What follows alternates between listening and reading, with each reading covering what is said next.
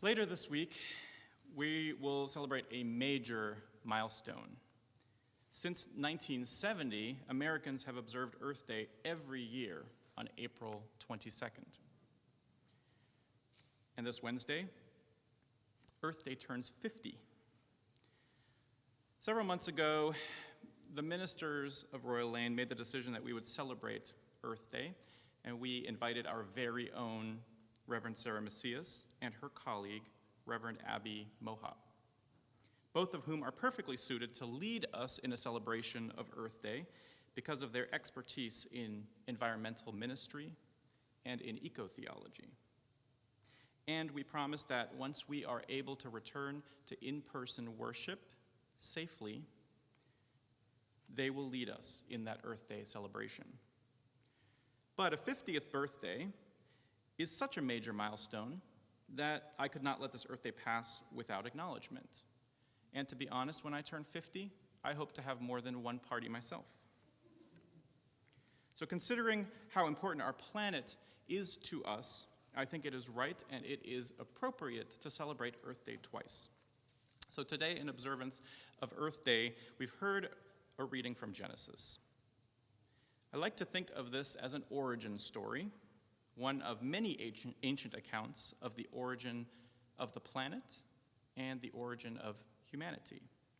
And how we interpret origin stories like this one is really important because it informs our understanding of humanity's purpose. How we understand our purpose affects how we treat our environment and our planet. So I want to share a little bit about my own origin story. As most of you know, I was born in Germany, as was most of my immediate family. And when I was 6 years old, we emigrated from Germany to start a new life in the United States. And as you can imagine, adapting to a new life in a new country and learning a whole new foreign language isn't always that easy. Now, as a young child, it was a little bit easier for me, and it was a little bit easier for my siblings, but it's often much harder for adults. Sometimes things get lost in translation, and that can make for some funny stories. One of those funny stories from my childhood illustrates this perfectly. It was more than 20 years ago, and the way I remember it, my mom returned home one afternoon from a doctor's appointment, and she recounted an exchange that she had with her physician. After the exam was concluded, my mom says to the doctor, "So, will you give me a recipe to take with me?" The doctor looked confused, and my mom left the appointment empty-handed and perplexed. She didn't realize her mistake until much later. You see, it's pretty common for those people who grow up in another country, speak another language, to think in their native language and translate into their new language. What my mom had done was she had translated the word Rezept as recipe, but it also means prescription. It wasn't a wrong translation, it just didn't make sense to the hearer. Translation matters. The way that we translate a single word can change the meaning of an entire sentence or passage of Scripture. When God says to humankind, "Be fruitful and multiply, and fill the earth and subdue it, and have dominion over the fish of the sea, and over the birds of the air, and over every living thing that moves upon the earth," what does that mean? That word dominion has received a lot of attention from biblical scholars, especially in light of growing concerns over our environment and the health of our planet. Many scholars argue that this passage from Genesis grants humanity limitless power and license to exploit the earth's natural resources for our own benefit.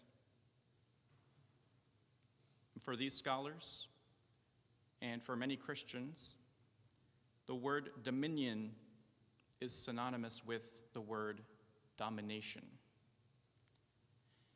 And let's be honest, domination is deeply embedded in our culture. We dominate our planet, stripping it of its natural resources to turn a profit and to satisfy our own greed. We dominate the Earth's living creatures, caging them for our entertainment, exploiting them for food, hunting them for sport. We even dominate our fellow human beings. We use war, violence, and imprisonment as tools to intimidate and control. Our leaders understand this very well. They understand that using the language of domination is effective. It's the most effective way often to frame a problem and to scare us into action. The war on drugs, the war on poverty, the war on coronavirus are just a few examples. Domination permeates every aspect of our culture. So maybe it is not so surprising that some would cite this passage read today to justify their selfish actions. But translation matters. Yes, the Hebrew word rada, used in Genesis 1, can mean to have dominion over something or someone. It can even mean to dominate. Both are valid translations. But rada can also mean to rule. Elsewhere in the Hebrew scriptures, rada is used to describe the authority that masters have over their servants and kings have over their subjects. So in Genesis 1, God does grant us authority over the fish of the sea, over the birds of the air, and over every living creature of creation. But what matters is how we exercise that authority. And the use of the word rada, to rule, begs the question, what kind of rulers will we be? Will we rule over the planet and all its living creatures harshly? Or will we rule with compassion, benevolence, and mercy? We have a choice. We have been given the power and the authority to exercise our free will. But the important question is, what would God want? For me, the key to answering that question is actually found in our scripture reading from this morning. Then God said, "Let us make humankind in our image, according to our likeness." So God created humankind in God's image. In God's image, God created them. Male and female, God created them. So I don't know about you, but if I want to convey a point that I think is really, really important, I might repeat myself. In fact, if it's really important, I may restate it just slightly differently again. Well, the author of this text is doing the same thing. This is really important. The fact that we are created in the image of God is important. But what does that mean for us? Biblical scholars have interpreted that many different ways. But one thing that might be important is to get an understanding of what that phrase might have meant to the author. Scholars tell us that this phrase was commonly used in writings from antiquity.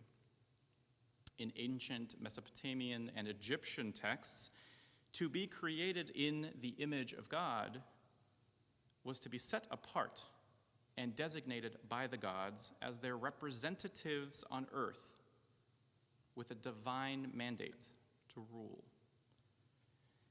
So the adoption of this expression in this morning's text suggests that humankind has been set apart and assigned a divine status and a special purpose. And indeed, God has created humanity to be unique. More than any other living thing, humans have the capacity to create extraordinary things out of our natural resources. We may not be able to create something out of nothing, but we have been gifted with the ability to repurpose and reorder and recreate out of what God has already created. So in a way, humankind is both creator and created. We hold a special place in God's creation. We are called to be co-creators with God, to partner with God in the creation process. And nowhere is that better illustrated than in the second account of creation that we find in the second chapter of Genesis. In that account, God made the earth and the heavens, but God quickly realized that there was nobody to till the ground. So God formed man from the dust of the ground and breathed life into his nostrils. God took the man and put him in the Garden of Eden to till it and cultivate it. Then God said, "It is not good that man should be alone. I will make him a helper as his partner." So out of the ground, God formed every animal of the field and every bird of the air and brought them to the man to see what he would call them. And whatever the man called every living creature, that was its name. God created human life out of the dirt, placed humankind in the garden, and commanded humanity to till the ground and cultivate further life from the dirt. And that word, to till or cultivate, literally translates here to serve. We are called to serve the earth. This creation account puts humankind in the role of a servant or caretaker. It recognizes us as God's partners in the creation process, and yet we are reminded that we are created out of the very same dirt as our co-creations. Our futures are intertwined with one another's. Our life and our livelihood are completely dependent upon the earth that we were created to serve. Humanity only survives if we tend to the needs of creation. This idea of a codependence between everything and everyone is found in many religions, but in Buddhism, there is a teaching called dependent origination. It is an understanding that nothing exists on its own, and that all things are influenced by many others. Everyone and everything are interconnected and interdependent. Every action that we take sets off a string of reactions that has a cascading effect on other people and on other things. All things are dependent upon cause and effect, and one thing flows into the next. I was thinking about that this morning as I drank my cup of coffee, and I thought about how that cup of coffee would not have been possible without the person at the grocery store that purchased the coffee so that I could buy it, or the truck driver that transported that coffee to the store, or the fuel that was pumped that powered that truck, or the person who roasted and packaged the beans, the boat that transported them, and the crew that operated that boat.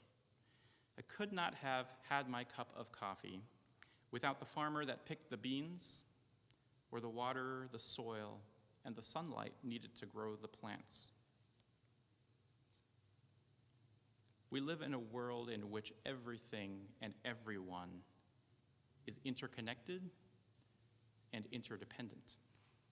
Our actions can have far-reaching consequences for our fellow human beings, for our environment, for our planet, for all of creation. We are all connected like a giant web. Both creation accounts in Genesis remind us that we are set apart by God for a divine purpose, to co-create with God, to partner with God in the process of creation, to act as God's representatives on earth, ruling over creation with compassion, benevolence, and mercy, just as God would do. To cultivate the dirt, to serve our planet, and to act as good stewards of creation. Because translation matters, in light of all of this, perhaps it is time for an updated translation that honors our role as benevolent rulers and as divinely appointed caretakers and as co-creators with God. And that translation might go something like this. Then God said, "Let us make humankind in our image to be like us.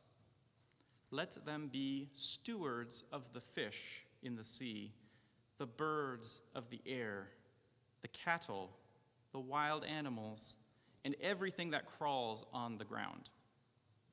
Humankind was created as God's reflection. In the divine image, God created them. Female and male, God made them. God blessed them and said, "Bear fruit, increase your numbers, fill the earth, and be responsible for it. Watch over the fish of the sea, the birds of the air, and all the living things on the earth." And God looked at all of this creation and proclaimed that this was good, very good. Amen.